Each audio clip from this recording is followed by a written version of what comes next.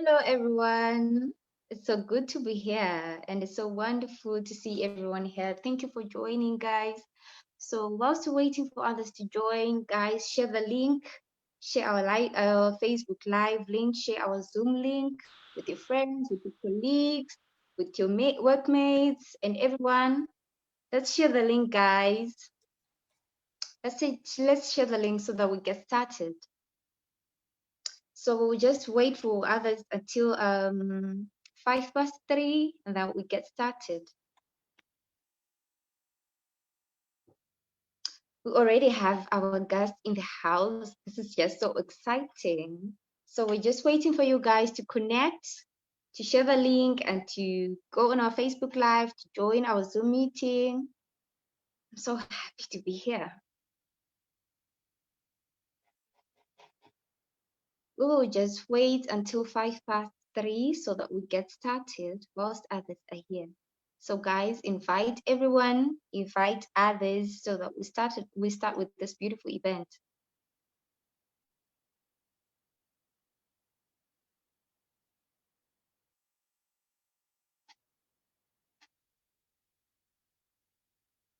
Wow, so wonderful to see you all here. I can see we have quite an audience now. This is so nice.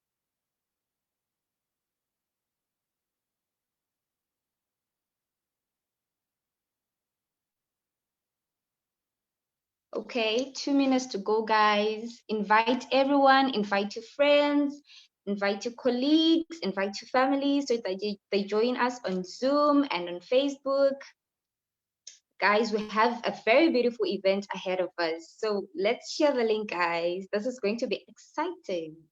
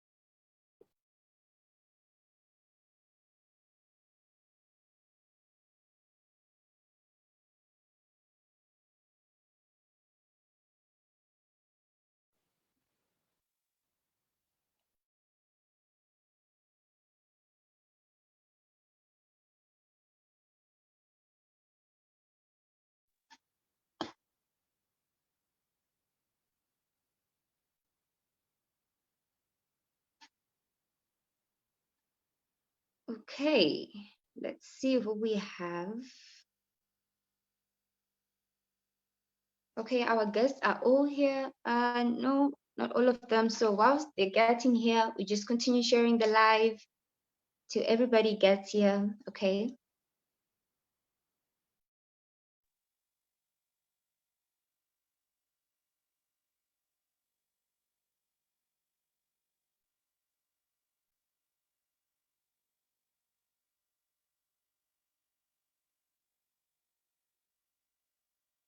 Okay, guys, let's see how far we are now. Just waiting for 2 more guests to get here. Just 2 more guests.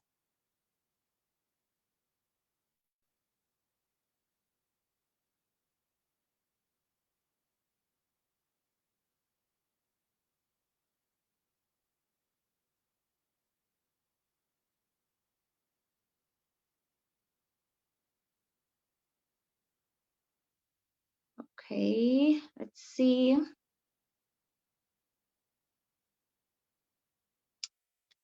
We're left with just 2 more guests. So let's wait for them a little bit.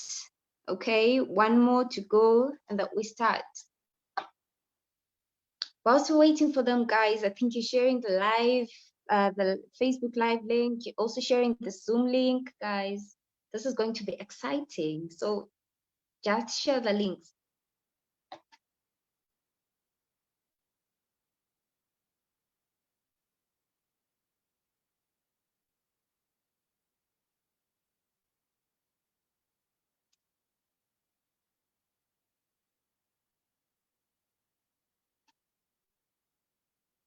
Okay, just a few more minutes whilst our other girls are connecting. Then we get started.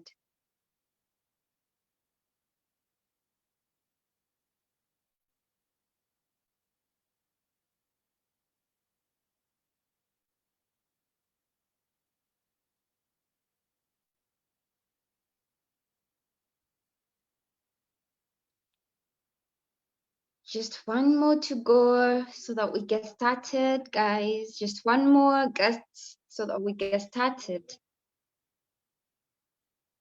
We're just left with one guest, guys. All the other guests are in the house. This is so exciting. So let's just wait for her for maybe a minute and then we'll get started.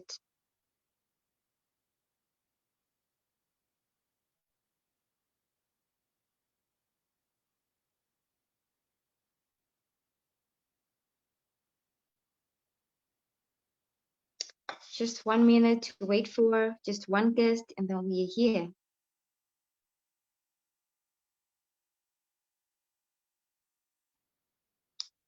Just one guest to go, guys.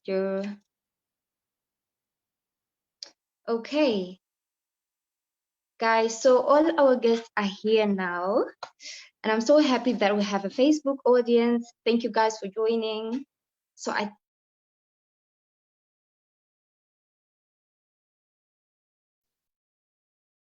International Women's Day event. Our first International Women's Day event is Ladies in Action, and we're so happy to have this event. So I would also like to welcome our special guest in the house. We have Chiedza Mahovo, we have Anesu, Chingoka, we have Duri, and we also have Simba Mubvuma. So guys, it's gonna be awesome. They're here to inspire us, and so we're honored to have them here. So we really can't wait to hear what they have for us. So guys, before we kick off with our event, let's start with a word of prayer. Let us pray. Heavenly Father, we come before your throne of grace right this minute, thanking you for this wonderful event that we hear. We ask you, Lord, that you bestow your grace, your guidance, and your blessings on this event. And so that everything that we're going to learn here, everything that we're going to be taught here will stick and will make a significance, will be of significance in our lives. Be with our guests as they're going to share with us information and empowering information. Be with them so that whatever they are going to share with us will impact greatly in our lives. In the name of Jesus, we pray. Amen. Okay, guys, so this minute I would like to introduce our guest artist, Relebokile, to give us a spoken word. Relebokile is the founder and owner of Hlafaso Foundation, and she's also having a degree in public health and I think she's also a health expert. So guys, allow me to welcome Relebokile so that she shares with us a poem as an entertainment. Over to you, Relebokile.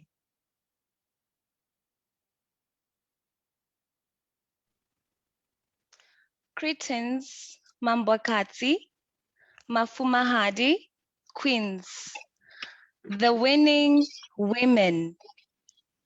When queens meet, they come with their crowns on, for queens fix each other's grounds. Have financial crown, let's shine it brighter. Yes, your financial crown, my queen, for money runs the world. She who is far more precious than jewels. Her value is far above rubies and pearls. Look within. Streams, rivers, and oceans of endless value. She whose DNA is of the sovereign God. She who is fearfully and wonderfully made in the image and the likeness of the great economist, God Almighty. She was born naked but loaded with talents. She's a great cook. She's an excellent dancer. She is a good poet. She loves pictures and she wears $1 million smile. Convert the inner value into monetary value. Convert your talents into money.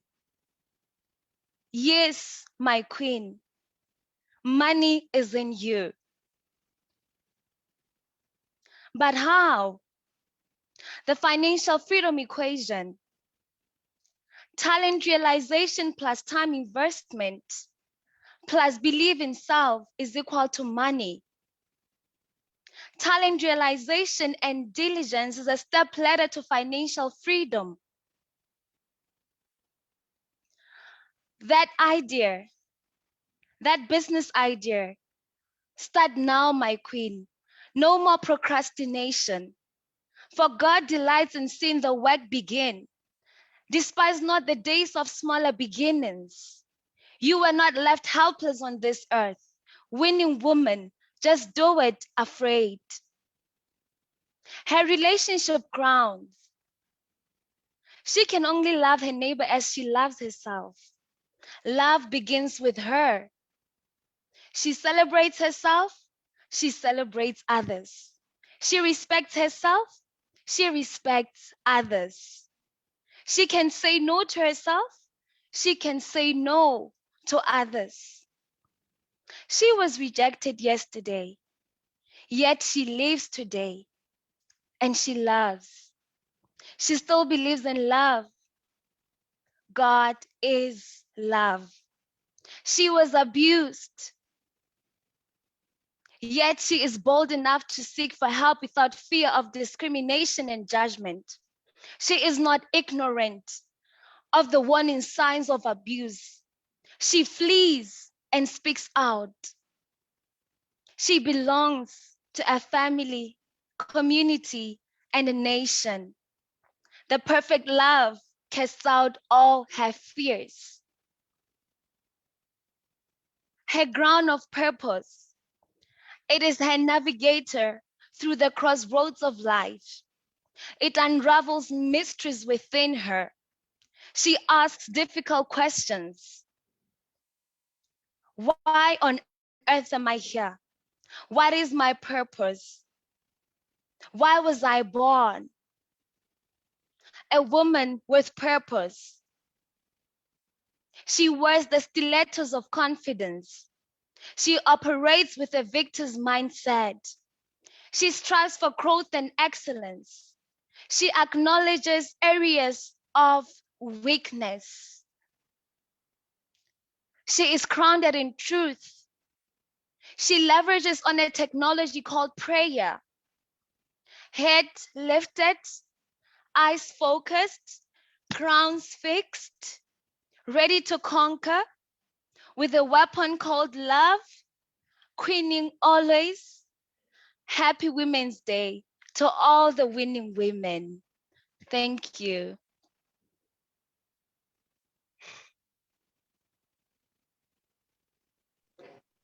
Wow, beautiful and so deep. Thank you so much, Shirley Bukele. You're an amazing woman. Guys, we are women with purpose and powerful women. Oh my God, this is so beautiful. Thank you for the incomparable poem. Stay amazing. Guys, just before I introduce our Ladies in Action chairperson, chair lady, and chief of advisor, remember that our chat box and our comment sections are all open. So feel free to post your ideas, your suggestions, comments, and everything, okay? So right this minute, allow me to introduce our Ladies in Action chairperson and chief advisor, Tandy Nicole. Tandy Nicole is she's a digital creator, she's a mental health teacher, and she's also a resilience advocate. And we appreciate her as Ladies in Action. Guys, help me welcome Tandy Nicole. Over to you, Tandy. Well, thank you very much, Cynthia. I would like to start by welcoming everyone, our guests and our viewers watching today.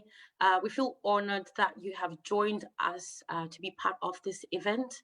So, Ladies in Action, as a nonprofit organization based in Zimbabwe, our vision is to empower young women and ladies to reach their full potential. We do this by providing a platform and hosting talks, discussions, workshops, and events such as this one. We use two approaches. So the first one is while we're working within our capacity, we try to provide a holistic support.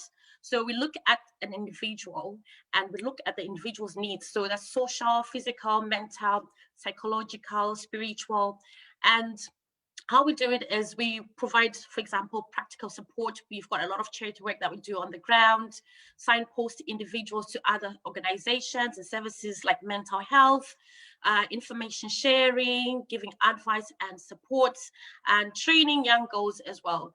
So our second approach that we use is we try to instill self-efficacy so that that individual reaches a level of self-actualization. Now, when I talk about self-efficacy, I mean your belief. It's your belief in your ability to succeed in any given situation. And once you have that belief within you, you'll be able to reach a point where you are confident, you're secure, and you are accepting yourself. And in that situation, you start creating ideas, having creative thinking, and that's what we call creative spirit. So what drives us to be who we are and to do what we do is purpose and passion. So we deliver what we say, we walk the talk, we hold it onto ourselves to implement whatever we say. Now, in the situation that we're in the world right now, a lot of people are where they are because of circumstances, because of past and present experiences, hardships, you name it. So what we're trying to do is we're trying to build someone's independence so that they can be independent of those situations, so that they don't let their current situation dictate who they are, their life, or their future. Now, I can go on and on about Ladies in Action, but I'm sorry we don't have that time today. So without taking much of your time, I am going to pass the mic back to you, Cynthia. Thank you, Tand and Nicole. I believe that everyone here now knows about Ladies in Action and the work that we're doing on the ground. And I believe that you're happy and you find it very useful and important. So don't hesitate to reach us for anything. We're here to do what you want us to do, to empower women and to empower young girls in our societies. So, ladies and gentlemen, this is the moment that we've been waiting for exactly. And allow me to introduce our first guest speaker, Mrs. Chiedza Mahovo. Mrs. Chiedza Mahovo is an accountant by profession, but she's a strong woman and a passionate woman who chose to be in a male-dominated industry, that is agribusiness. And despite her being a professional in accounts, she took the stand to be in the agribusiness. How wonderful. And as we speak, she owns, she's the founder of Piggery and many other butchers. And she also runs a canteen and a vegetable floor. Over to you, Mrs. Chiedza Mahovo. Thank you, Cynthia. Hi, everyone. My name is Chiedza. Can I just correct that? I'm still Miss, I'm not Mrs. So yeah, Miss Chiedza Mahovo. So on that, basically my background, I was born in Kwekwe, born and raised there. Born in April 1991. So I actually turned 30 in the next 3 weeks or so.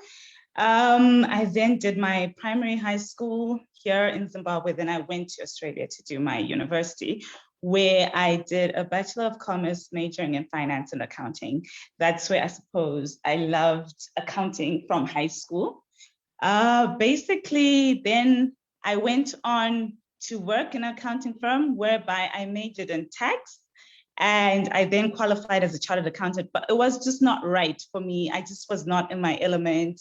I just felt like, I want to do more, and there's got to be more in life. So that's when I started strategizing, going back to Africa. My initial plan was to actually get back to Zim and then go work in South Africa as an accountant and eventually land back in Zimbabwe. But my work permit was just taking its sweet time to come out. So I then started doing various sort of hustles, if you want to call it, in Zimbabwe. And one of those was I actually then started a computer business, selling, IT equipment and consumables, and it was going quite well. I actually thought I would grow this business to be my empire, but then there was just now currency issues in Zimbabwe whereby, the Zim dollar against the US dollar was just out of control, and it wasn't making sense to then be paid like 30 days later or 60 days later, because most corporates actually do that. And then I had to sit down and figure out, okay, what is it that I really like doing? And then I remembered when I was in Australia, I had actually done a business plan on a piggery. And I was like, yes, that's my calling, food. I really like understanding and knowing where my food comes from and the whole process along it. So I then decided, okay, let me go for it. What I started with was the vegetable gardening. We started with broccoli and cauliflower. And honestly speaking, it wasn't going great. I was actually feeling defeated because I never really got a good harvest. But I got a good harvest from lettuce during the rainy season. Then I was like, okay, this plot of land is not that big. And if I wanted to commercialize, it's not really making sense. Then the piggery came out. Very fortunate for me is it's a family farm. It's my mom's farm. So then she allocated that land to me. And then I went to the Pig Industry Board, which is a government regulated board, which helps everyone who wants to do pig farming pretty much. So I went there, they linked me up with some farmers that were already in the business. And then I went to visit their farms, and they started telling me what to do, and they gave me some help to start this business. After that, I then attended the 3-week course at PIB, which is a course that's more practical and theory. So we did the theory, and then you did the practical, where you actually go to the pens, you clean the pigs, you feed the pigs, you use the medications that I needed for the pigs. And that was really, really important for me, even as a business owner, because I feel like that knowledge is very important when we're now treating our farm as a business, rather than, in Shona, they call it Nseama. When you know the inputs, people are most likely not to steal from you, because you understand. I think a lot of farmers in Zimbabwe are what they call self-employed farmers, whereby they're probably staying in Harare, they never go to the farm. So once they take maybe a ton of feed, and if you don't understand the whole process, you're just opening up to so many loopholes where people can steal from you. So I really encourage people to take their farms on as a proper business that they would if they were sitting in an office. From there, I then started constructing the pens. And I think now, because at the time it was still the Zim dollar, a new law had been passed that we couldn't use the US dollar. It's just 100% Zim dollar. So I think if we were to equate it to value terms right now, I think it was probably about 5,000, 6,000 USD. I'm just giving the numbers so that for those that might want to know how much it is to then start the project. But mine was a smaller scale. And when I say that, I do envision on growing my business. So our pigs came in and we started breeding. So when you're doing a piggery, you've got 2 methods of doing it. It's either you can breed on your own, which is what I'm doing. What I do is we've got the female breeding stock and then 1 male. Now we've got 2, whereby they mate the females and they're pretty much pregnant. In pig terms, we say 3 months, 3 weeks, 3 days, 3 hours, 3 seconds, but I don't think it's precise, but that's what they like to say. So it's pregnant for that long. So that's about 4 months. And then once they're born, you're going to need at least another 16 to 20 weeks. Some sell at even 24 weeks, depending on your market. My market is generally very fat intolerant, so we tend to slaughter when they're a bit younger, because the older they are, then the more fat the pigs get. So that's just an idea of how much money you would need to fork out by the time you go to market, because we've got her pregnant for like the 4 months, and then you've got to grow these pigs for the next 4 to 5 months. So that's at least 9 months of you just waiting for you to then sell your pigs. And we are feeding on average about a ton a week, and that's costing us about, I don't know, about 500 a week, I think it is. So if you then do the maths, you can see how much of an initial outlay it is before you even start selling. So that's one option. The next option that people do is to buy them as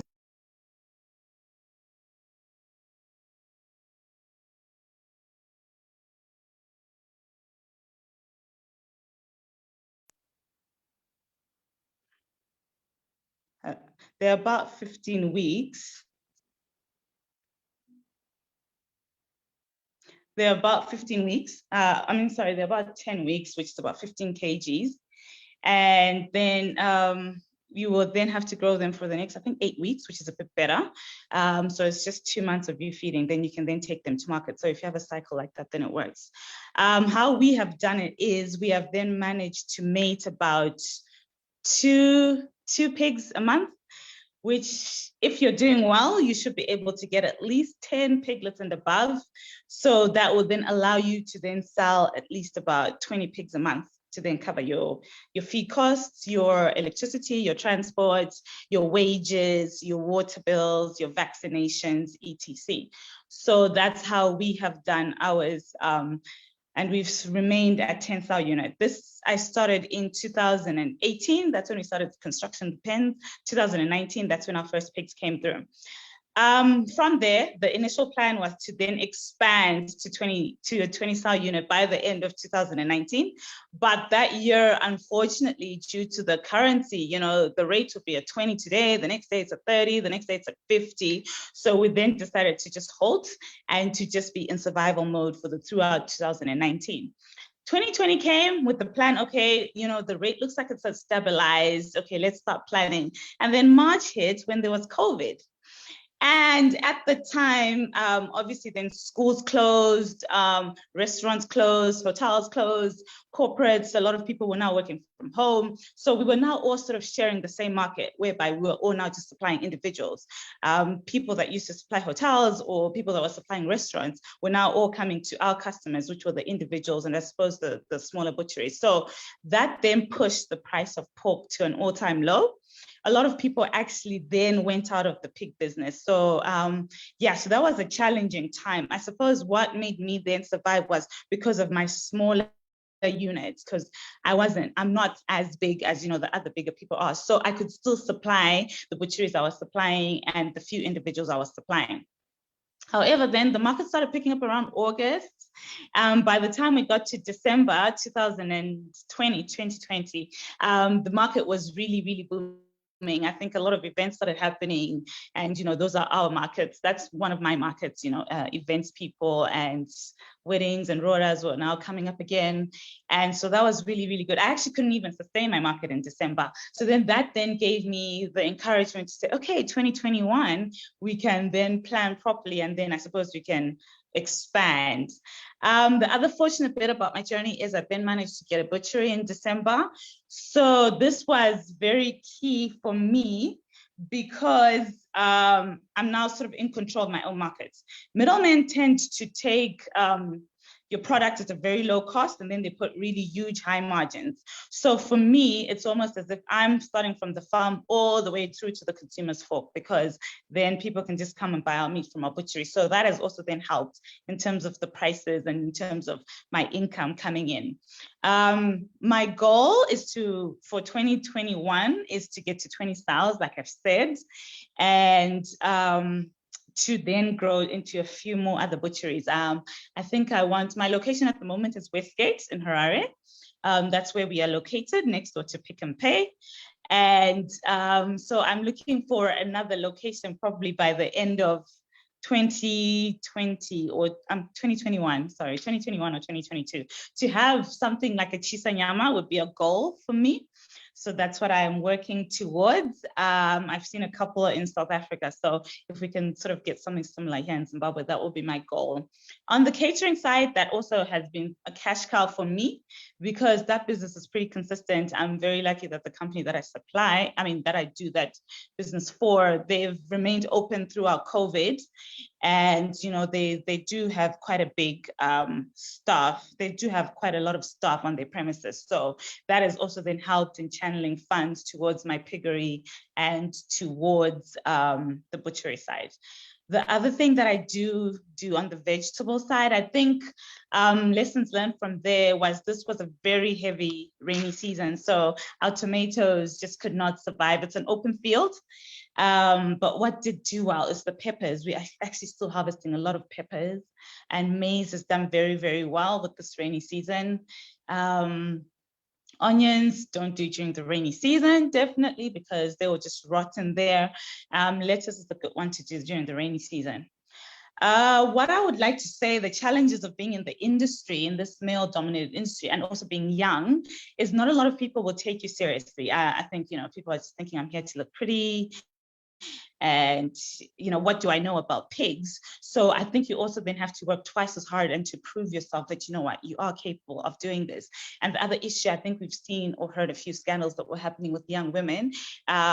You then have to keep your integrity in place, hold high morals and hold high values, not taking no for an answer, but still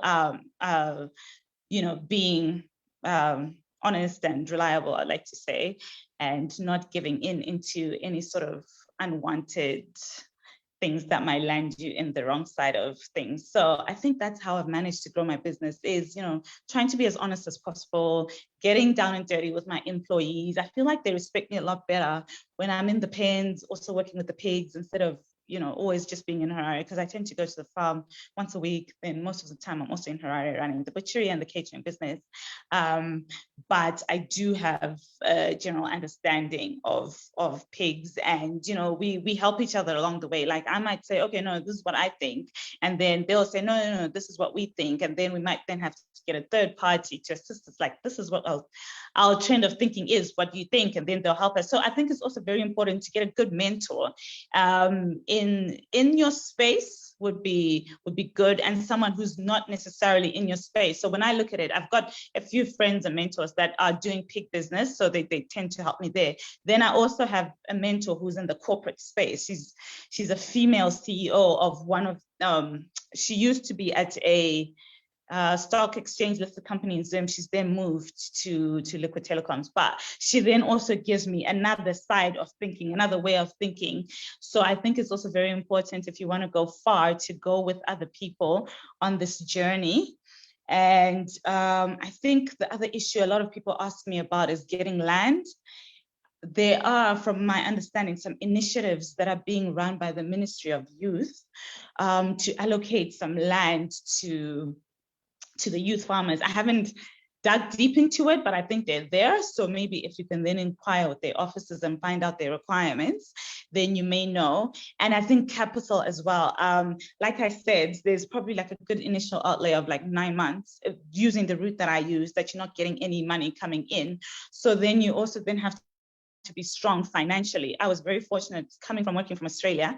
I had saved up quite a bit of money, but you might not need to start on the scale that I started on. You can start on a lot smaller, if that makes sense. I think a lot of people have got big dreams, they want to start big, but starting small also allows you to make those mistakes, correct them, and once you have a good strategy in place, then that allows you to expand.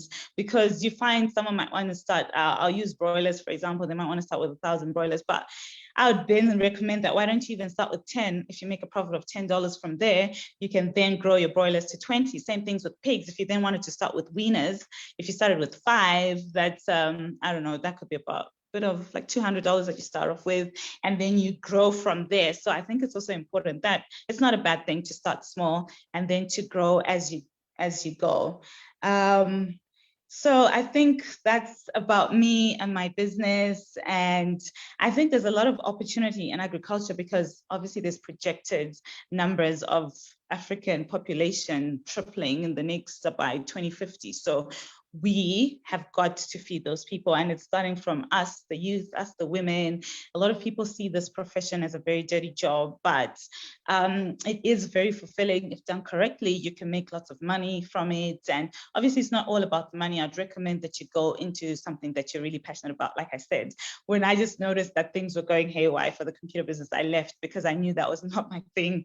But throughout this farming business, throughout COVID, whereby we were just surviving, sometimes even making losses, but we remained in there because I was like, okay, things have got to get better, and they are starting to pick up. So, but had I not been resilient, had not been my passion, I would have given up and I would have let go. So that's my advice to the ladies here, is to find something that you truly are passionate about.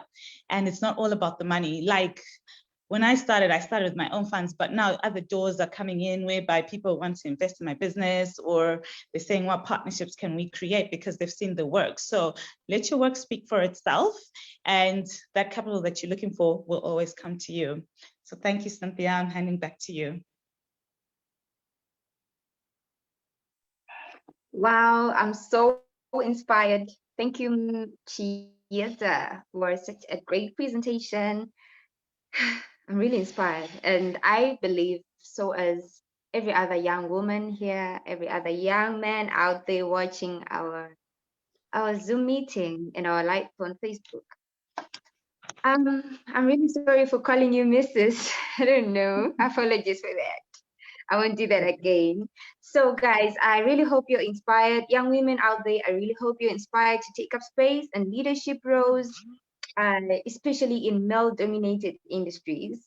Follow your passion, and as Chiedza said, just start. It doesn't matter how it's gonna go like or whatever, just start your business and don't hesitate to start small. Thank you once again, Chiedza, for this presentation. It was really amazing. Okay, guys, we're wasting much of our time. We'll move on to a second guest, Anesu Chingoka. She's a founder of Inspired Candles. Oh my God, she makes very beautiful candles. You should check her. And she's also a full-time mom and an entrepreneur. She is also a director at High Post Consultancy. And she was inspired into this candle business by her late mom. And she has given her ideas a more innovative and modern touch. So she makes candles for home decor, events, church funerals, and all, you name it. Over to you, Anesu, for your presentation.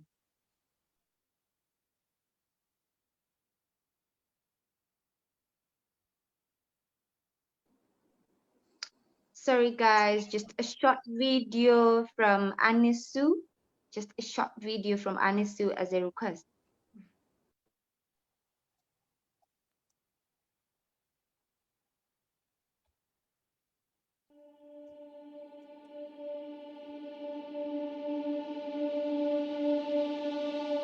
I found that nothing in life is worthwhile unless you take risks.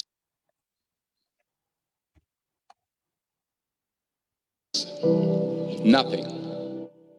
Nelson Mandela said, there is no passion to be found playing small and settling for a life that's less than the one you're capable of living. Now, I'm sure in your experiences in school and applying to college and picking your major and deciding what you want to do with life, I'm sure people have told you to make sure you have something to fall back on. Make sure you got something to fall back on, honey. But I never understood that concept, having something to fall back on. If I'm going to fall, I don't want to fall back on anything. I want to fall forward. I figure at least this way I'll see what I'm going to hit. Without consistency, you'll never finish. So do what you feel passionate about. Take chances. Don't be afraid to fail. There's an old IQ test, was 9 dots, and you had to draw 5 lines with a pencil within these 9 dots without lifting the pencil. The only way to do it was to go outside the box. Don't be afraid to think outside the box. Don't be afraid to fail big, to dream big. But remember, dreams without goals are just dreams. Reggie Jackson struck out 2,600 times in his career, the most in the history of baseball. But you don't hear about the strikeouts. People remember the home runs. Fall forward. Thomas Edison conducted 1,000 failed experiments. Did you know that? I didn't know that. Because the 1,001st was the light bulb. Fall forward. Every failed experiment is one step closer to success. You've got to take risks, and I'm sure you've probably heard that before, but I want to talk to you about why that's so important. You will fail at some point in your life. Accept it. You will lose. You will embarrass yourself. You will suck at something. There's no doubt about it. And I know that's probably not a traditional message for a graduation ceremony, but hey, I'm telling you, embrace it because it's inevitable. In the acting business, you fail all the time. Early on in my career, I auditioned for a part in a Broadway musical. Perfect role for me, I thought, except for the fact that I can't sing. I didn't get the job. But here's the thing. I didn't quit. I didn't fall back. I walked out of there to prepare for the next audition, and the next audition, and the next audition. I prayed. I prayed, and I prayed. But I continued to fail, and fail, and fail. But it didn't matter because you know what? There's an old saying, you hang around the barbershop long enough, sooner or later you're going to get a haircut. So you will catch a break, and I did catch a break. Last year, I did a play called Fences on Broadway. But here's the kicker. It was at the Court Theater. It was at the same theater that I failed that first audition 30 years prior. The point is, every graduate here today has the training and the talent to succeed. But do you have the guts to fail? If you don't fail, you're not even trying. I'll say it again. If you don't fail, you're not even trying. To get something you never had, you have to do something you never did.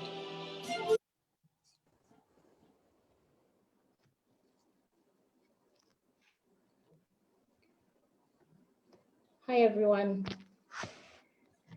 Here's wishing all of the ladies here, and I'm sure there's some gentlemen, a wonderful and winning Women's Month. I have to start by saying a huge thank you to Cynthia and Nicole from Ladies in Action for the work you are doing for women and for the girl child. And I don't know about you, but I'm so excited to be on this platform today because it's an opportunity for us to share, to learn, to network, to engage and empower. And I must give credit to Chiedza. I really enjoyed your business, your project, your passion is what I really felt when you were speaking. You were doing such a remarkable job. I was in Australia too. I heard you say you were in Australia. I was in Melbourne for 5 or 6 years. And then I also went to Cape Town. So I can understand a lot of the things you were saying about, you know, you had a different career path, but when you came to Zimbabwe, you know, it sort of all changed. And that's okay, because what you're doing now is what you're passionate about. So all credit to you. So I got a message just over a week ago from, must have been from Nicole or from Tandy, I'm not sure. I mean, from Nicole or from Cynthia. And you know, they spoke about Anesu, can you be a guest at our on Women's Day? But you know, I glared at the screen for a few minutes and I thought, is this spam? You know, because really, why would they want me to speak on Women's Day, especially the first one that they've done on the Ladies in Action platform? But when I read the next two sentences that followed after the invitation, it said, "We've chosen you after a survey which showed that a majority of young women and ladies are inspired by you." And I mean, that word inspired is what sold me. And went on to say, "We believe that you can contribute to making a difference in our community and you would inspire young ladies to do greater things." So I think you sold me at inspired. If you hadn't used those two words, I don't think I would have come. So I just really want to thank you for this. And I feel very much honored. I'm pretty sure we have a variety of professionals here. And I thought, what am I going to say to a group of professionals, doctors, farmers, lawyers, marketers, hustlers, students? What could I possibly teach a group of women or say to a group of women that don't already know a lot of things about business? I can't possibly tell you all that in the 2 hours that I've been given. So 20 minutes that I've been given, not 2 hours, sorry, don't log out, please. But what I can do is remind you of things that you already know and things that we're probably ignoring as women. What I also want to emphasize is the importance of empowering and being empowered, and how women can achieve so much greatness if we support and build lasting relationships with each other. We can be educated and still be broke, but making money and building an empire is a whole different curriculum, especially these days. So I really enjoyed that video that Mr. Denzel Washington was speaking at a graduation ceremony, although this is not a graduation ceremony. But what I loved so much about the video is that it speaks to many of us and what we're going through because of a very harsh and volatile economy. We're going through a global pandemic, a period where depression and mental health have become so rife in our communities. Very little support is available to young ladies, to many people, but more so young ladies, especially support from the powers that may be. Most of the time, it's not our fault, but we're left feeling like we're failing and we're falling every day. We never want to show it, or we are not creating open spaces or platforms to talk about the different challenges we're facing as SMEs and young entrepreneurs.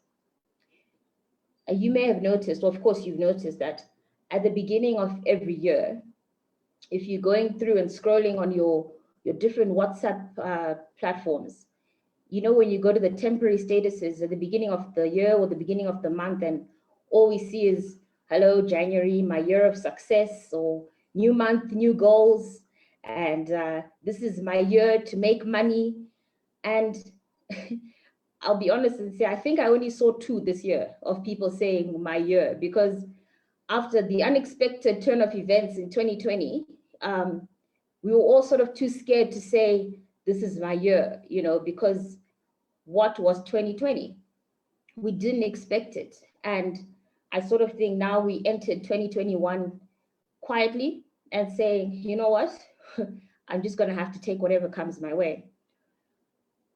I have to ask, ladies, even though you didn't put your affirmations and success quotes and stories on your WhatsApp status, we have to have written them in our journals, in our diaries, or on our wall.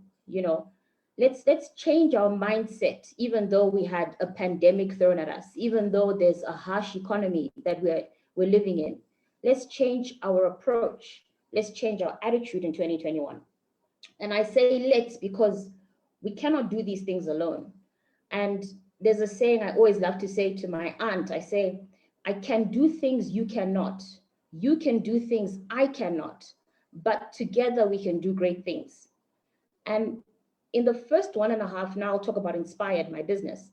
In the first 1.5 to 2 years of Inspired Candles, from about 2015 to 2017, probably into 2018 too, I was very childish. I was a very immature entrepreneur. And like Chiedza said, I don't even think I knew what I wanted to do. I just thought, okay, well, candles. And I was very impatient. I was timid. And one thing I can safely admit is I was not a good listener. People have been in business that have been in business for many years would tell me things. You know, they would suggest ideas, and I'd probably think, oh, but what does he know? What does she know about candles in this industry? But I was so wrong. You know, it doesn't matter what industry you're in, but having patience, respect, kindness, and a good attitude and mindset, I've learned takes us very far. So many people in our communities and in our different business forums are so rich, not only in wealth or education, but in wisdom. And that wisdom is what makes us grow, and the passion of what you're doing. Are we listening and building the right relationships when we are starting our companies? Are we listening and being empowered? Are we listening and asking for help? Or are we waiting to talk and defend? Are we listening and learning? And we need to teach each other these important things for us to be able to stay above water.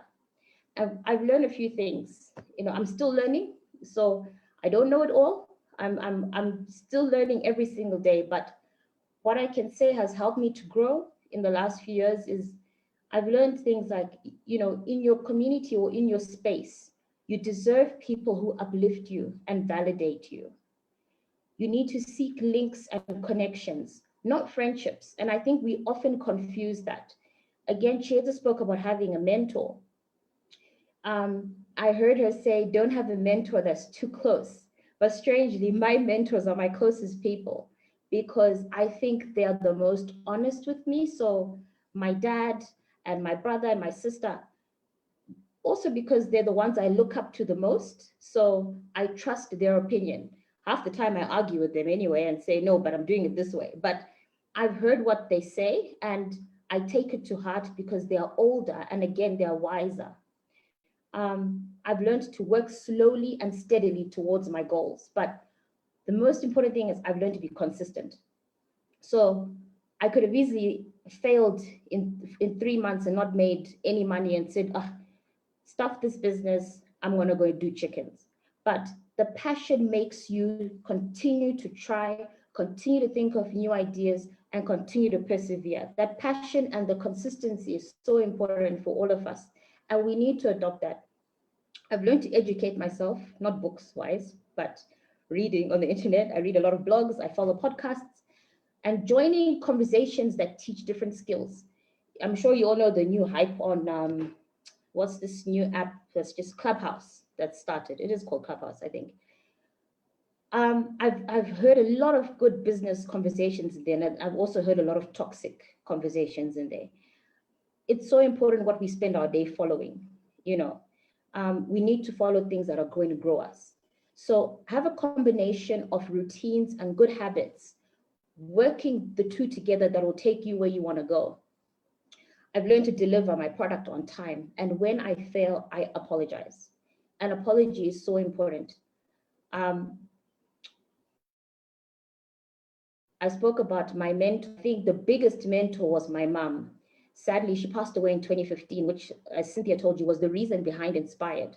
But every day I can hear her voice. You know, what will she think about this? What will she say about this? And she's the reason why Inspired is actually alive today.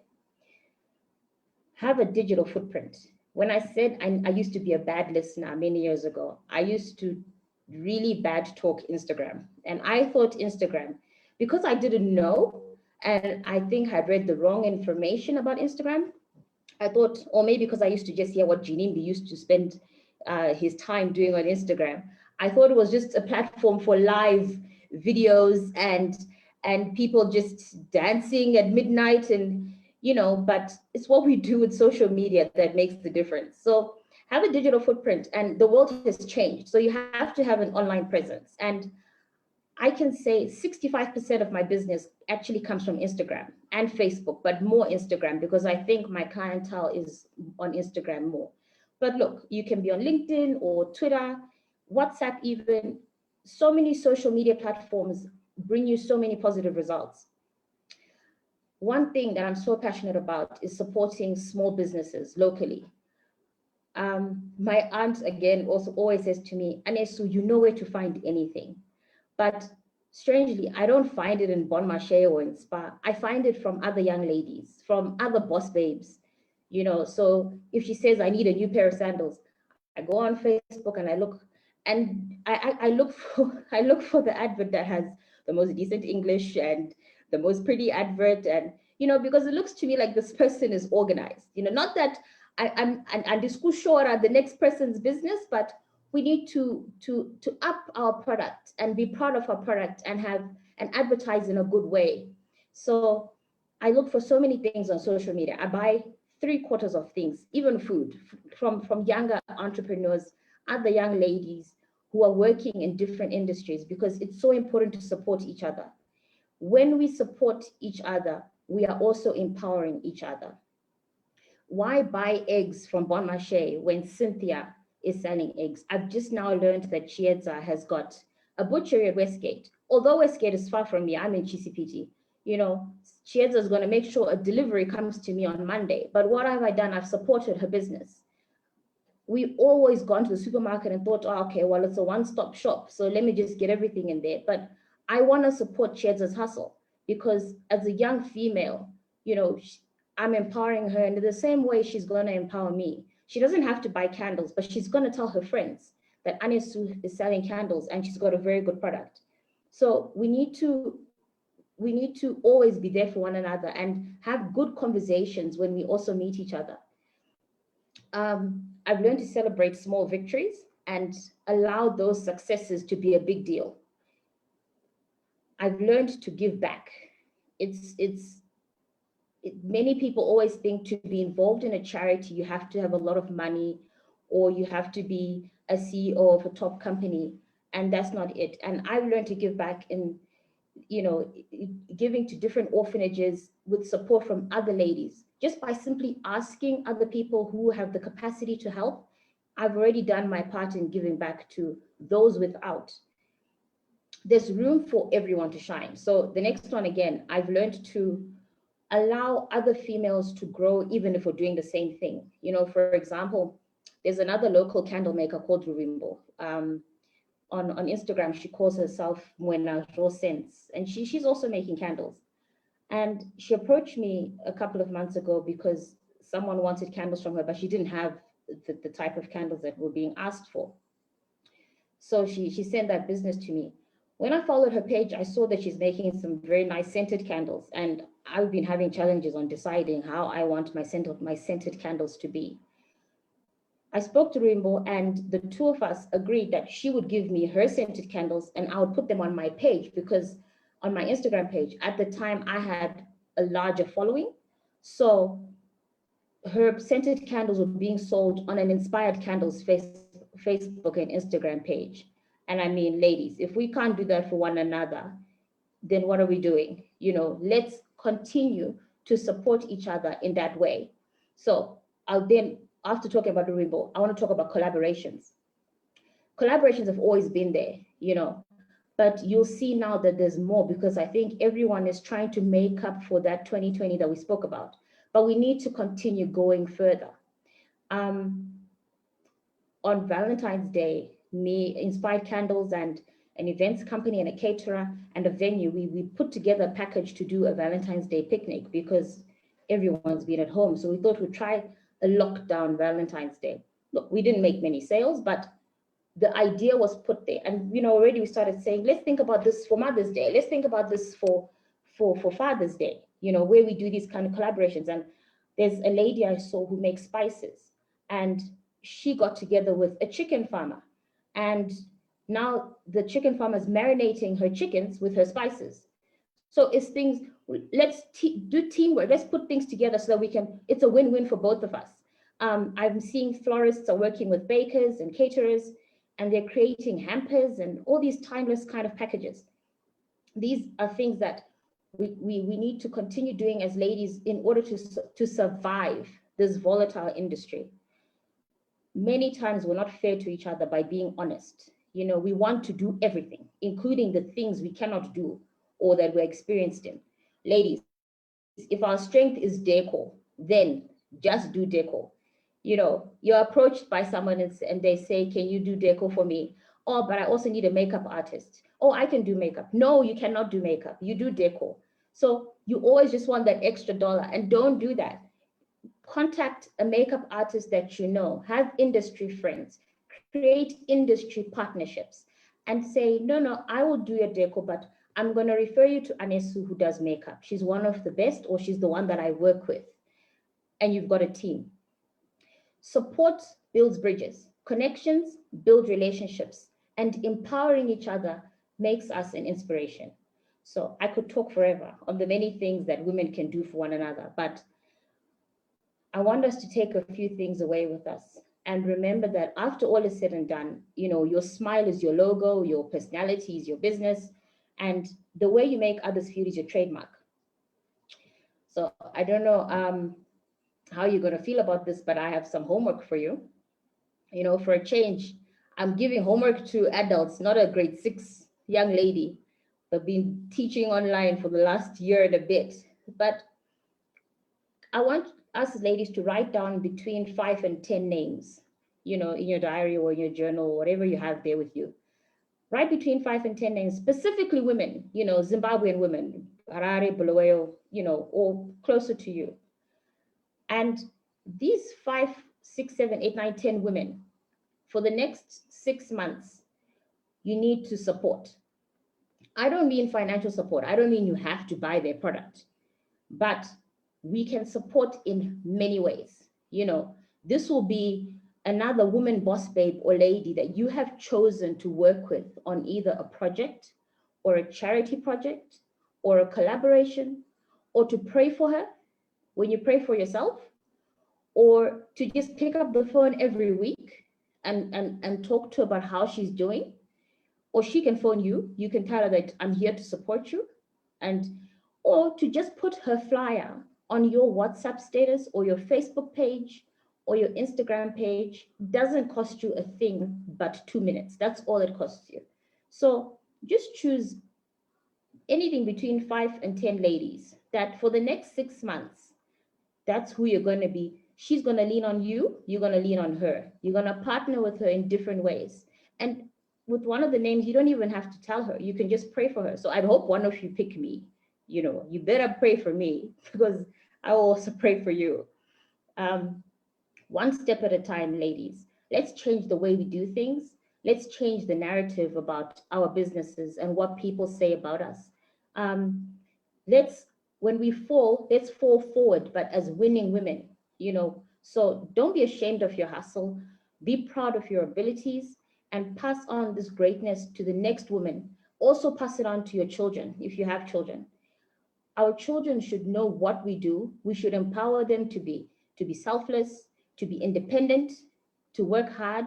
So I often get my daughter to pack orders for me. She knows, or she could even take the order to the customer and get the money, so that she knows that, today my mom made X amount. Sometimes if it's a really big order, then I don't make her do it, because you'll be asked for hoverboards in the next minute. But let's empower our children the way that we're empowering each other. So thank you very much. I didn't talk much about Inspire. I didn't really want to, because it's not very exciting to talk about. So I just wanted to talk more about support and motivation and empowering, because that's really where my heart is. I love to support and empower. So my 2 hours ends here. I hope Cynthia didn't text me to say I've gone over. I don't know if I did, but thank you very much, Cynthia. The floor is yours. Oh, thank you so much, Anesu, for this. Thank you so much. This was so uplifting, inspiring, and it was so beautiful. I really believe women here have learned a lot, and this is a learning curve for young women and everyone else out there to venture into businesses that no one but themselves can support, can do, and will be passionate about.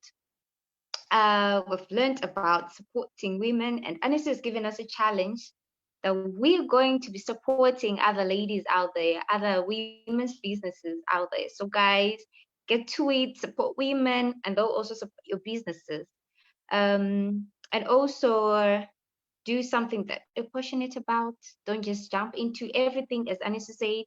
Just focus on one thing that you're passionate about, and then let the others do the rest. Okay. Thank you so much, Anesu. That was really inspiring and motivating. Before we move to our third speaker, Let me just check if we have any questions in the chat box. Tandy, Nicole, do we have any questions? Well, we've got so many applauses from people posting inspiring, wonderful, profound words, guys. There've been some questions that have been posted, but I'm going to start one specifically for Chiedza. There's a lady who posted and she said she's inspired, but she started a business in broilers and she's looking for a wider market. How can you advise her? Thanks, Tandy. Okay. Currently, I think I would need to know who she's supplying, because I think a lot of people that are doing broilers, from my understanding, is they're probably doing them from their backyard, and then they put signs on their gates to say chickens here for sale. So I don't really know her market, but I'll then suggest that she might just approach butcheries, because I mean, if she can come to me, I'm looking for suppliers of broilers.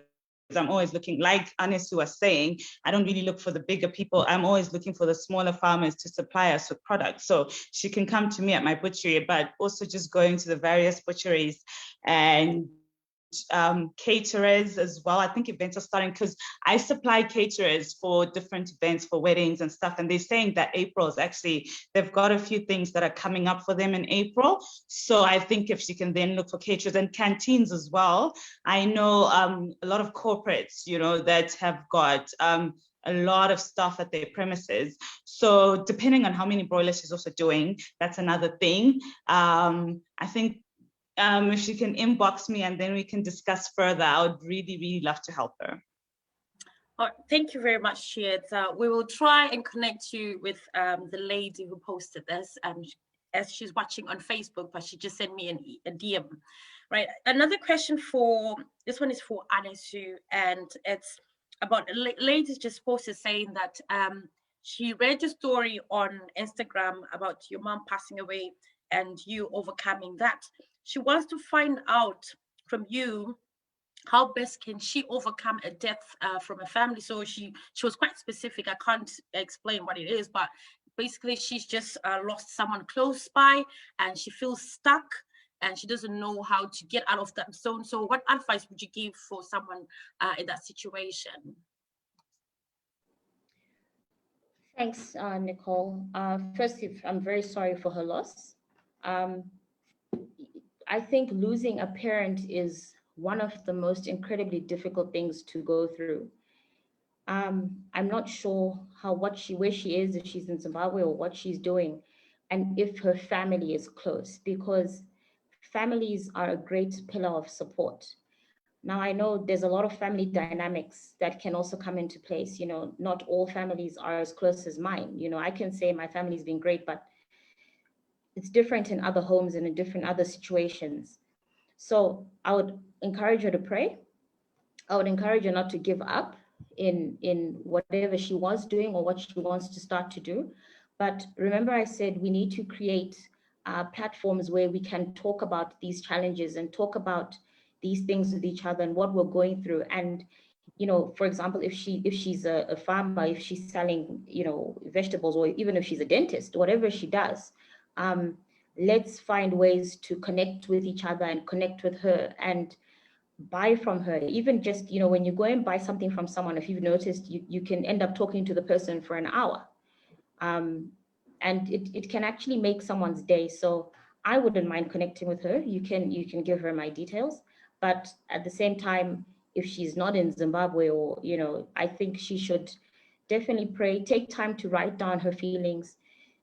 She must give herself time to grieve, but must try to pick herself up, so do small steps every day, take walks, talk to not too many people, because you get a lot of different advice, but just, you have to pick yourself up, especially if she has children. You have to, as a woman, they say shinga semkazi.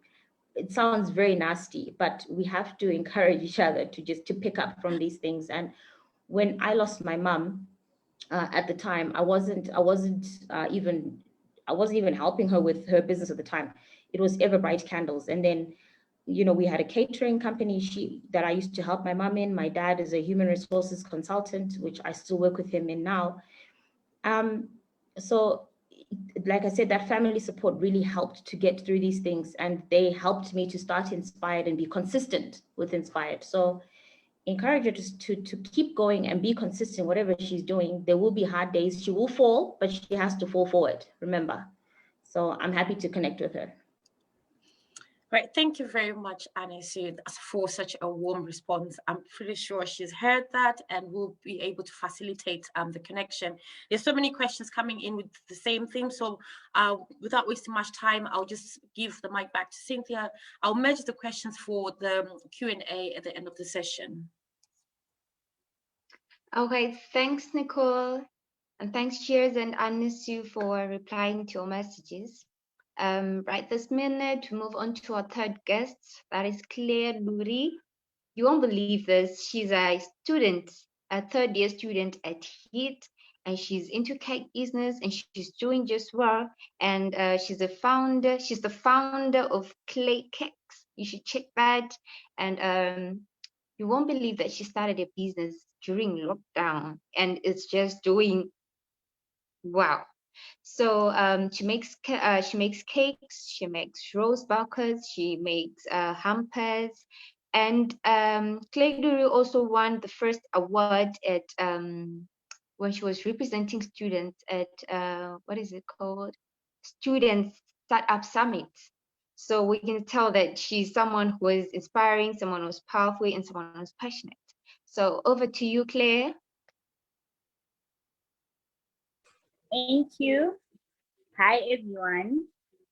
I'm Clay and I own Clay Cakes. Clay Cakes is a business I started during lockdown. Well, I started baking when I was in Form 4, but I didn't have the confidence to start baking for people yet. And you know, when someone starts saying the cakes that you do are out of this world and not really sellable to anyone else. So when the first lockdown started, I then took time to perfect my baking skills. I took time to see what else I can do, and I started selling to other people. And right now the business is growing and it's doing very well because I now venture into donuts, I do roses, I do chocolate hampers. I'm also one of the founders of Farm Hut. So Farm Hut is a startup that basically helps farmers. We offer farming consultancy. It's an online website where farmers get there and register what they do, where they are, and the hectares of land they have, so that when they harvest, a buyer can go on our site and find what they're selling and buy from you. So basically what we do is we are the startup for farmers. So during my journey of being Clay Cakes and being part of Farm Hut, I learned quite a number of things. I learned that family is all we have, because most of the times I bake during the night because I spend all day at work.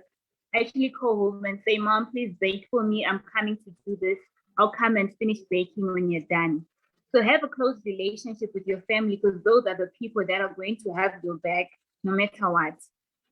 I also learned that you can't do it alone. I figured that it's not all about baking cakes. I need to learn how to market my products well, how to even take a nice picture of a cake that's going to be marketable to someone else. I learned to be dedicated. The moment you lose focus on your goals, you're going to falter on whatever you're doing. I also learned financial discipline, because whilst we are starting our own businesses, it's always tempting to use the money for something else. But tell yourself that this money, I'm going to keep it because I want to reinvest it in my business. The moment you're going to use that money, you won't have money to proceed the next stage. That's when you hear people saying, I don't have money to start, when all you need was maybe $5, but when you got your first client, you used the money for something that wasn't important. Then I also learned that others doing what you're doing are not your rival. During my baking journey, I've learned a lot from fellow bakers. I actually make sure that if I find a baker, I take time to listen to what they're saying, see their product, and not see them as one of my rivals. I also learned to manage my time, because time, most of the time, the very first days I began my job, I began Clay Cakes, I was always behind time. I would always be late to deliver orders because I would constantly have a lot of things to do. since I also needed to go to school, I'm also the firstborn. So, you have to leave home after having doing all the chores that are needed there. So I learned that if I need to be out of the house by 8 a.m., I need to be up by 4 so I can clean, so I can finish decorating the cake and all that. I also learned that I should surround myself with positive energy. A lot of times when things don't go our way, we tend to be sad. But the moment you be sad, it's going to ruin your whole mood that day. So just always stay with positive energy and surround yourself with people who have positive energy. I also learned that learning different skills helps a lot. When during farm hard days, I did a course on marketing and selling, and that actually helped me in clay cake. The first time I was actually skeptical about doing it, but after I did it, I also figured that it helps out in almost every aspect of my life. I also learned that we shouldn't be comfortable with where we are right now. Set targets for yourself and make sure that you're always constantly trying to do better. That's going to push you to wake up the next day and do something better. I also learned to treat people well. Most of the people who support my business are people I didn't even know from the beginning. So I learned that each and every person you meet in your walk of life is very important. And those people can actually push you or can actually take you to the next level. And I also learned that it's never too late to follow your dreams. Whatever you do, just remember you can start now and everything can go well. I think that's all I had to say. Wow, thank you so much, Claire. This is so amazing. I'm thrilled, honestly, and this is captivating. Starting a business in a pandemic is really not easy, but you managed to do it, and you're sustaining a business, and you're just doing well. That's so great, and that's amazing. That's really an inspiration, and this is just a learning curve for many women, for most women out there. Just start your business. You can sustain it. Just be passionate about it. Just be passionate about it. Just do whatever it takes to sustain your business. So don't, what did Clay say? She said something about boundaries. Don't create boundaries for yourself. Just do what you gotta do, okay? So I'd like to move on to the last speaker that we have in the house. But before I do that, ladies and gentlemen, allow me to appreciate the involvement of men in women empowerment. Many people ask me when I advertise the flyers, they ask me, Cynthia, what is a guy doing like on a ladies event? And I was like, no, we actually value men involvement in women empowerment. Reason being, men are there to elevate women, they're there to support their businesses, and they're there to take them far. So, ladies and gentlemen, allow me to introduce Simba Mubvuma. He's here with us. He's an entrepreneur and a CEO at Lexware Inc. He's also the head of at Low Basket and a self-taught coder. And he's also a lawyer by profession. Lexware was identified as one of the next 200 or something like that startup in Africa by the World Youth Forum. And this is really amazing job there, Simba. And it is an innovation for a legal profession in Africa. So Simba is really doing well, and he's really doing well in delivering justice to millions of citizens, millions of Zimbabwean citizens who can't afford to pay for a lawyer. So guys, this is an opportunity to meet entrepreneurs and to meet people who can help you out there. So over to you, Simba.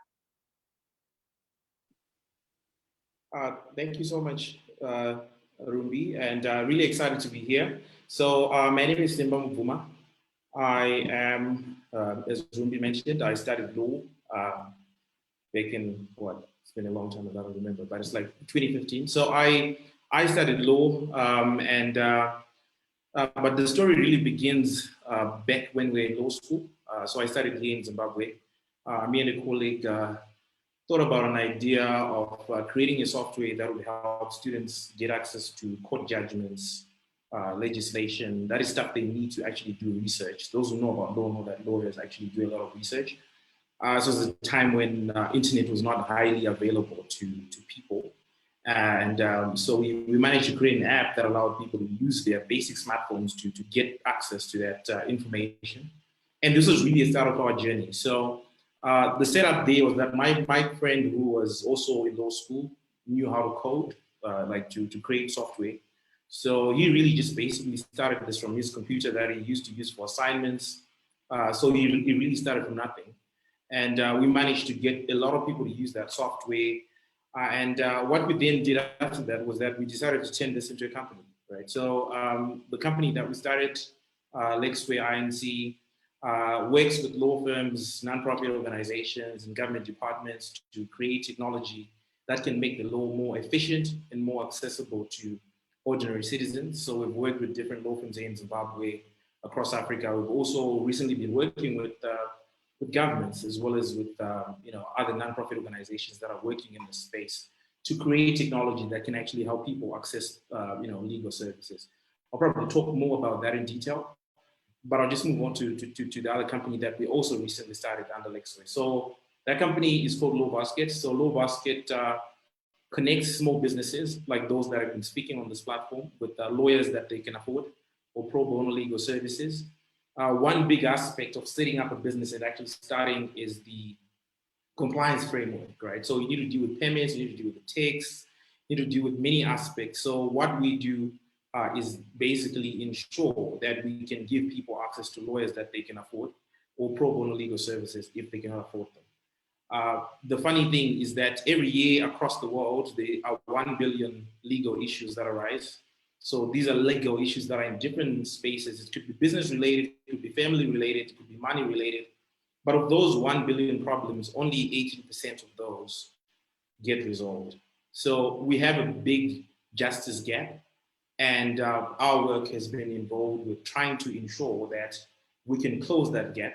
So that's really what Law Basket does. So over the past 6 years, we've done a lot of interesting things, a lot of connections we've made, raised money from various investors. So when I was really thinking about this talk, this afternoon, I have to obviously, say that I'm very grateful to be invited.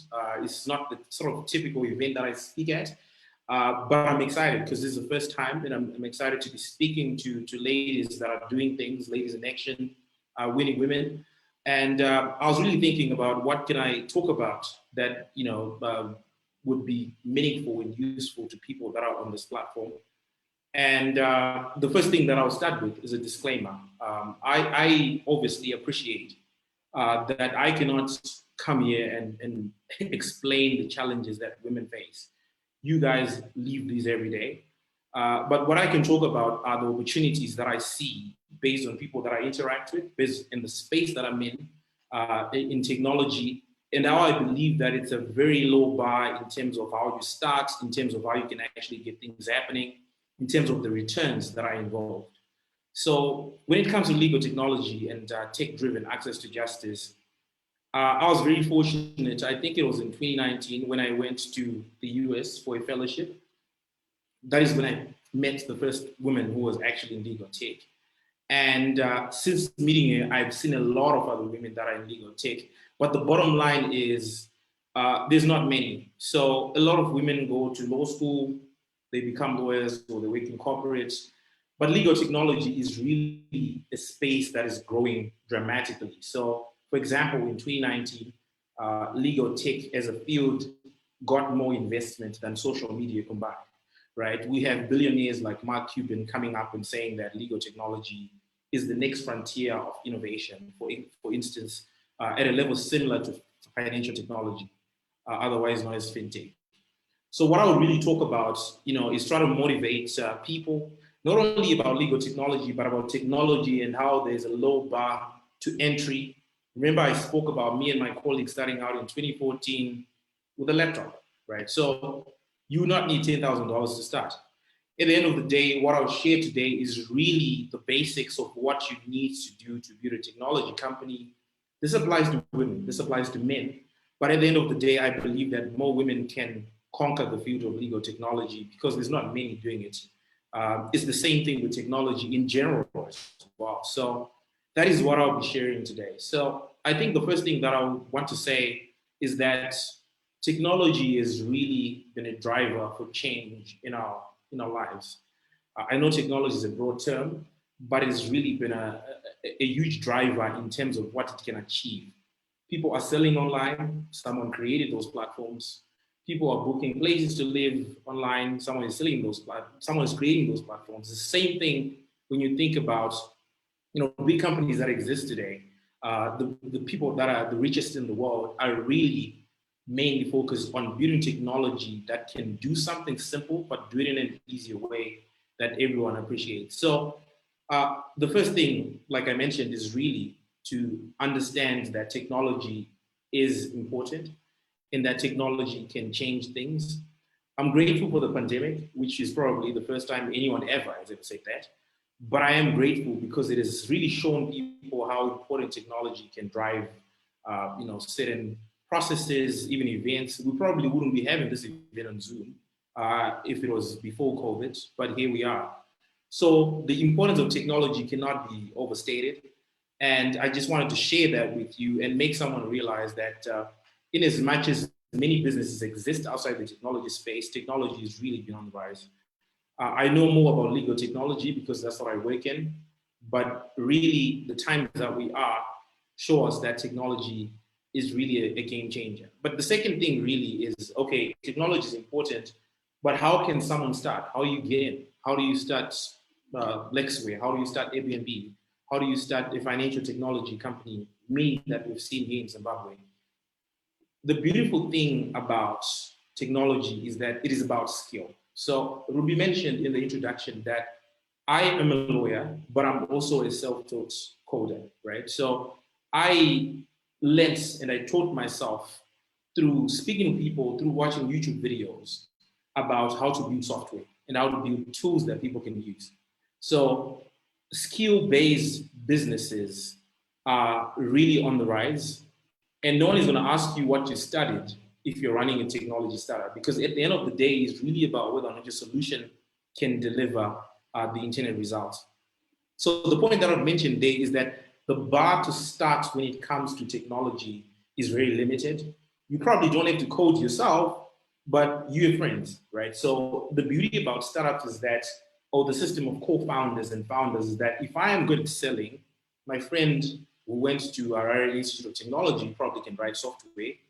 We come up with an idea, we understand the problem, because I obviously believe in solving problems.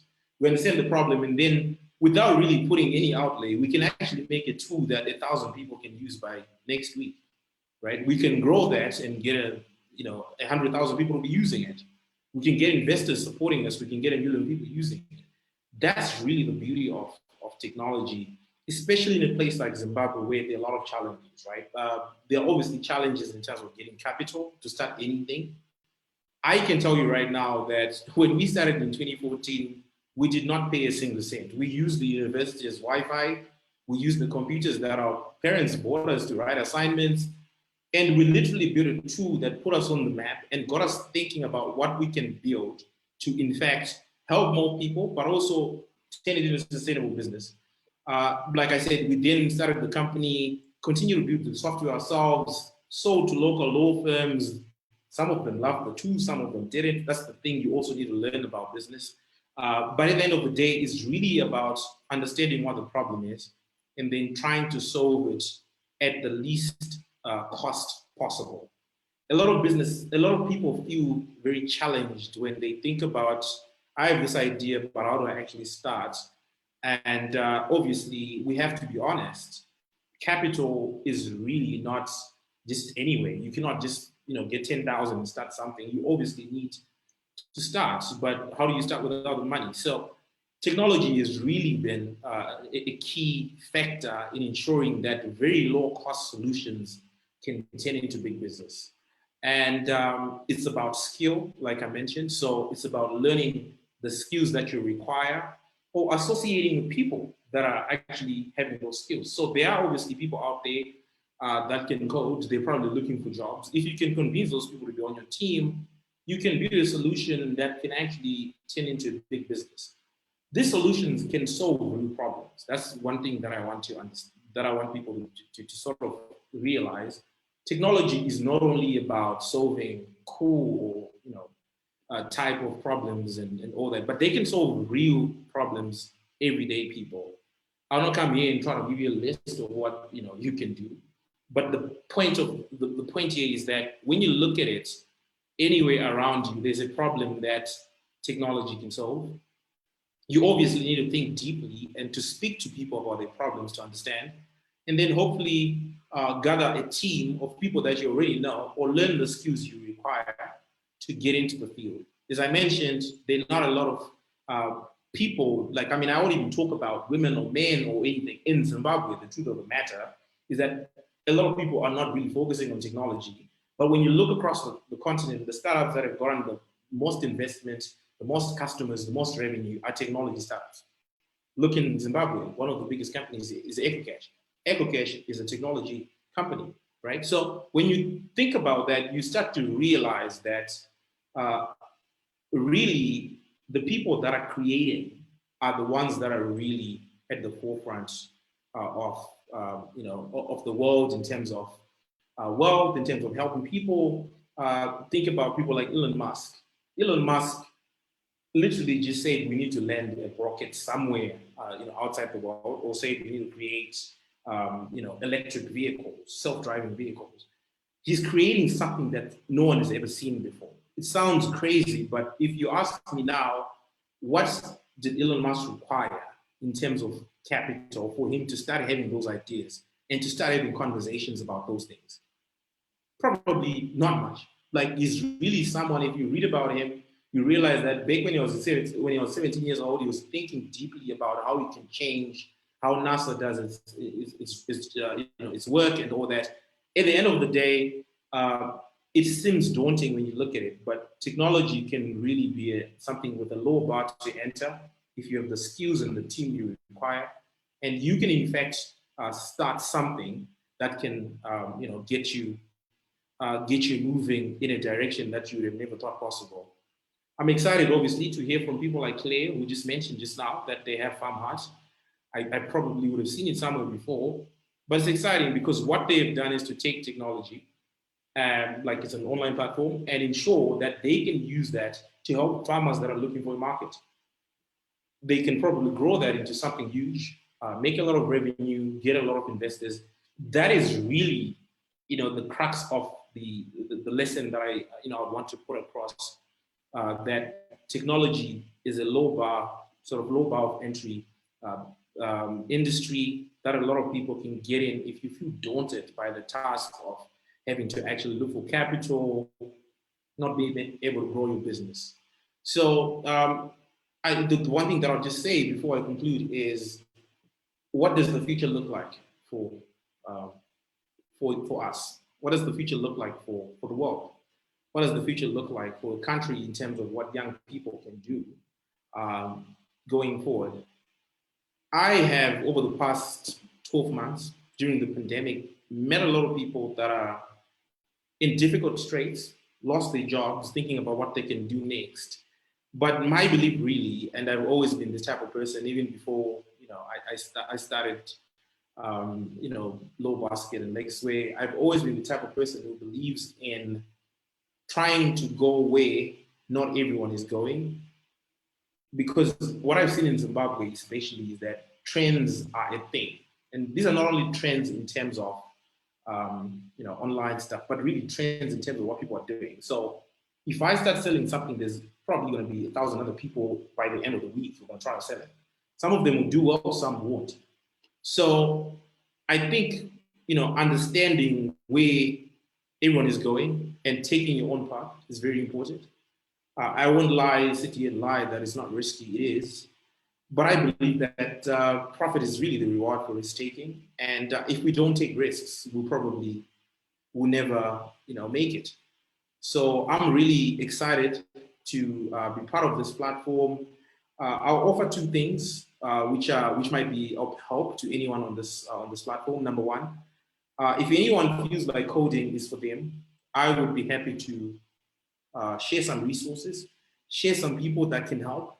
If you want to learn how just to build something from nothing, just a computer and an instant connection, I can connect you to people that are doing that. There's a lot of men, a lot of women who are doing that in Zimbabwe, and I've been very privileged to meet some of them. The second thing that I'll offer for those with businesses that have already started is that Law Basket, as I mentioned, helps businesses connect with lawyers as well as legal services that they can afford, or pro bono services if they cannot afford them. So if you are in any legal straits or you're trying to start a business, you want to understand the compliance aspects, please do reach out. Happy to connect you through our Law Basket service and the lawyers, the amazing lawyers that are on our platform that can help in those things.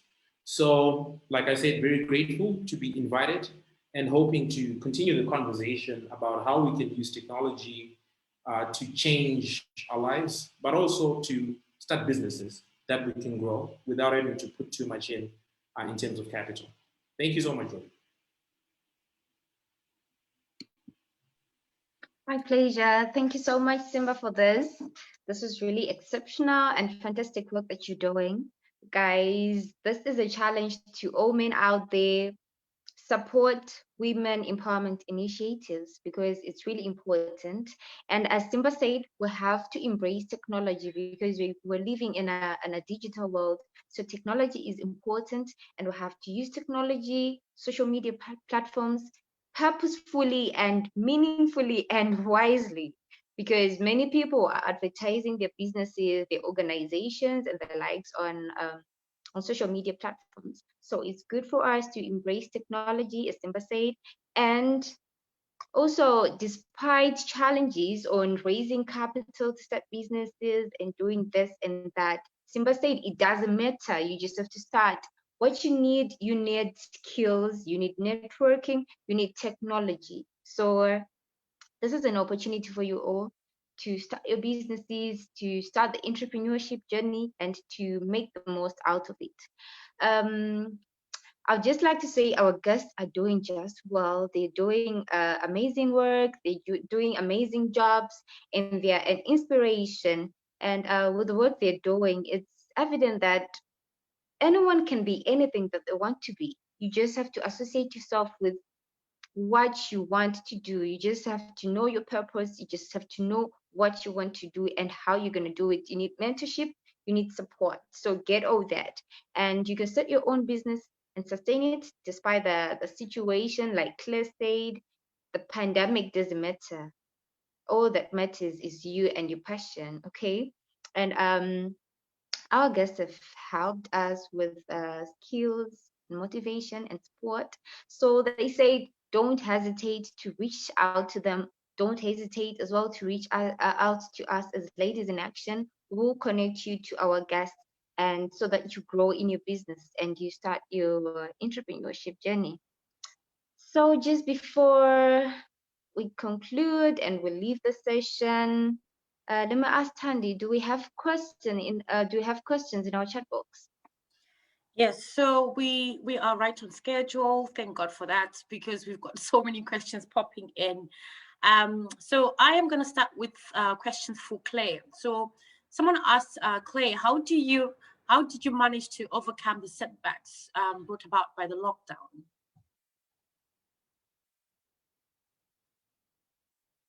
Hi, Claire, can you hear me? Hi, Claire. Hello. Yes, hi. So there's a question, there are three questions for you actually. So the first one is, how did you manage to overcome the setbacks brought about by lockdown?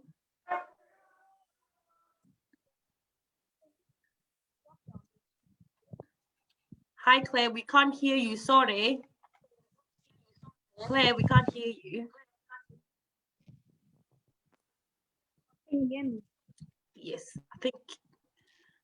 I think you're breaking up. We can't hear you.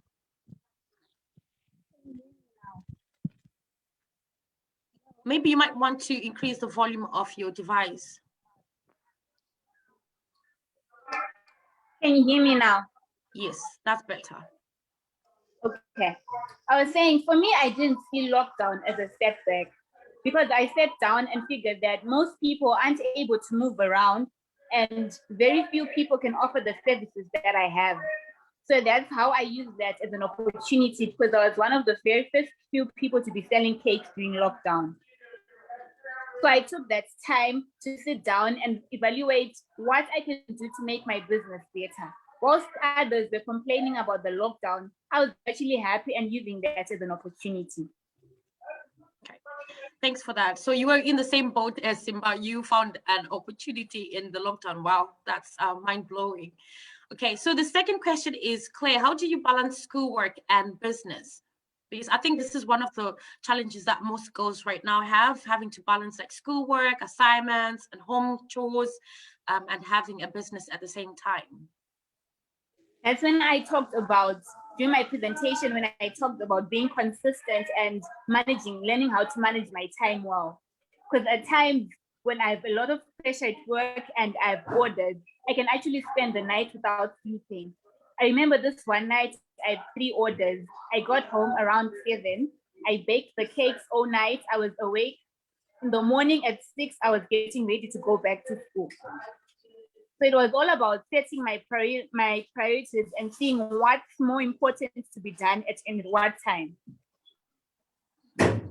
Absolutely, I agree with you. Time management and setting your priorities straight is a very good tool for you to be able to juggle things at the same time. Absolutely. Now, whilst you're talking about your orders, someone also may ask the questions, how do you deal with disappointments? So let's say someone was to order a cake and later cancel the order, even when you're ready to deliver. How do you deal with that? I take it this is someone who probably is also in the same business with you. Well, I've actually done it before. The person had actually ordered a huge cake that was worth $70. And when I was done baking the cake, I sent her the picture and I was like, when can we meet? And she's like, I'm sorry, my dear, the cake that you did is not what I had in mind.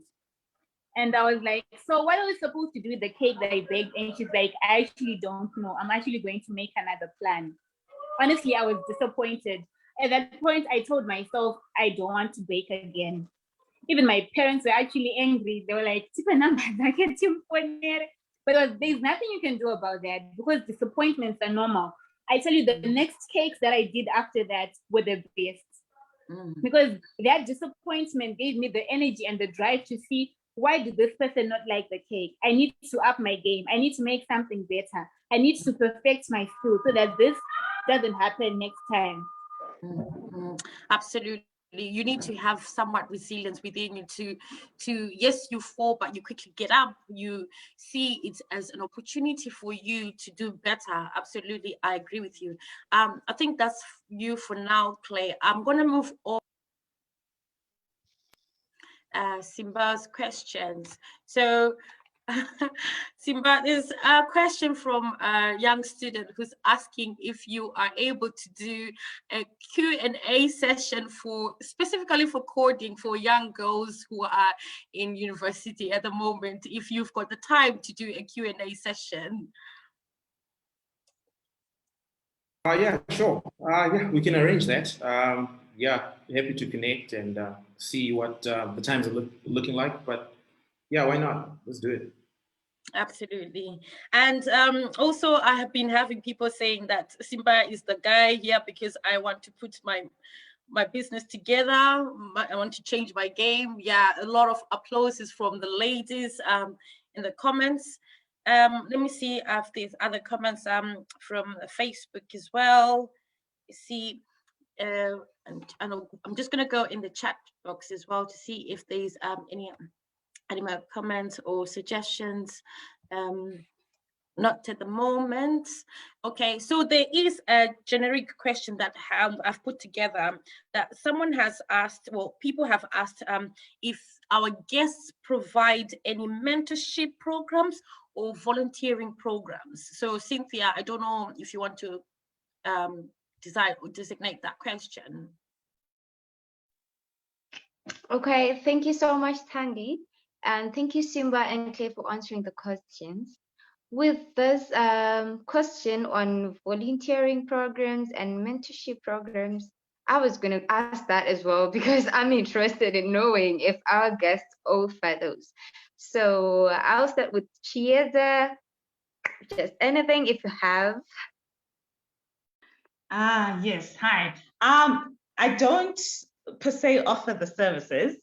It's not something that I've ever thought to say, okay, can I link people with the mentor or anything? But I will say I do know quite a lot of people within sort of high ranks in Zim, and not only like high ranks in Zim, like I know a lot of people that are also entrepreneurs, and due to the way I do my business, a lot of networking around. So, you know, I've attended a lot of events, let's say at the Australian Embassy, at the Japanese Embassy. So I do know a lot of people. I think it's just a question then of saying, would some of these people be willing to then mentor and coach some of these young ladies? Because some of the people I know, they have a lot on their plate. I don't know whether someone would want to be mentored by me, because I feel like I'm still learning. I've been on this journey for probably like 2.5 years. So I am more than happy to, if there's anyone that is interested in that. But if people wanted to then be connected to, say, other ladies or other men, not only in the farming space, I know I've got a lot of friends in the farming space, but like I said, I also have a lot of people that are in the corporate space as well. So it would then be something that we can then discuss with the mentors if they were willing to mentor these young ladies. But I don't see any problem with that at all. Okay, that is Chiedza. Thank you so much for that. Wouldn't mind you connecting some of the young women out there with opportunities and entrepreneurs. I'll pass over to Anesu if you have any. Yeah, I'm sort of with Chiedza. So again, I also mentioned when I spoke that I'm still learning. I'm learning every day. But I'm also open to, you know, it's not a service that I'm offering, but I have absolutely no problem with someone coming into, you know, my DM and asking a few questions. I can say, sorry, I can say that I can also refer them to people who are good in that space. And I think I can also put you in some business groups. You know, business groups are always very good to get ideas from and to also engage and network on different platforms like that. Okay, that was Anesu. Thank you so much for that. You guys, you've heard it on your own. Don't hesitate to reach them. And as for Claire, do you have anything, any mentorship program or anything that you can offer young women out there?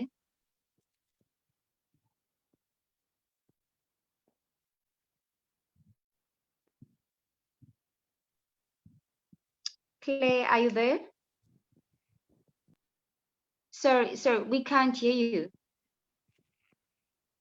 We can't hear you, Claire. Can you hear me now? Yes.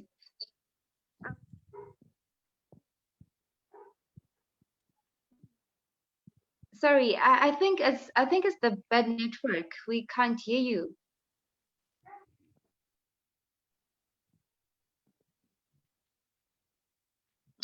Oh my God, it's a bad network. The network is jumpy, so we can't hear anything. Let's see. Can you try muting yourself and unmuting yourself again? Okay. Can you hear me? Yes. Hello? Absolutely.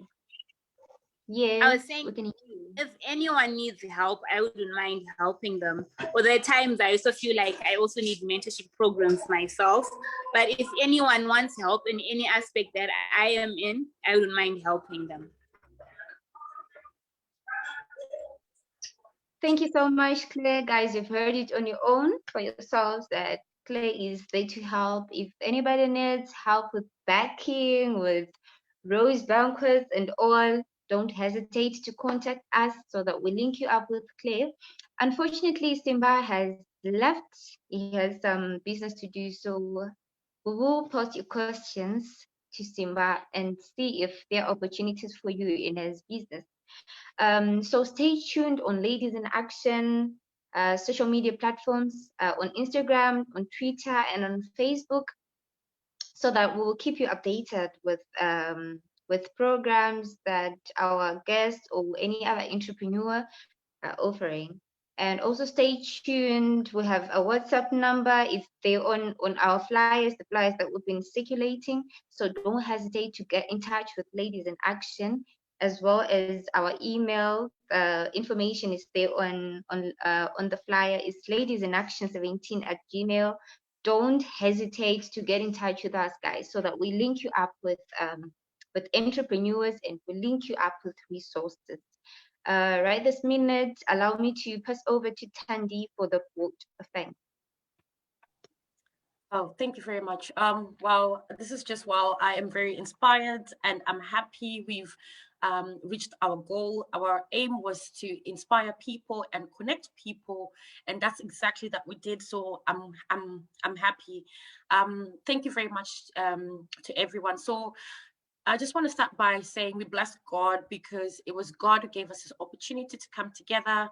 For right from the start of the project to where we are right now, we operated under His grace, and it was by His mercies and His Spirit, actually, because we wouldn't have done it on our own. And the drive that we have also comes from Him. So yes, we bless God. Secondly, I want to thank our guests. They've provided so much information, so much profound wisdom. And I'm grateful because, you know, time is important. It's one of the most expensive things in the world. And taking your time out of your busy schedules just to come and share information, that's mind-blowing. Thank you very much to all our guests. I want to thank our viewers out there who've joined us, who've connected with us. I want to reassure you that, yes, we will post the video on Facebook for people to go and watch as well. Thank you very much. And lastly, I would like to thank Cynthia and Ladies in Action Zimbabwe team. The team have worked so hard for this event to make it a success. We've got people on Facebook who are watching, who are coordinating. We've got people here from Ladies in Action. Thank you very much, guys. Without taking much of your time, I just want to say we've come to the end of our session, and stay safe and have a good night and enjoy your Sunday. Bye for now. Thank you, Tandy. Bye.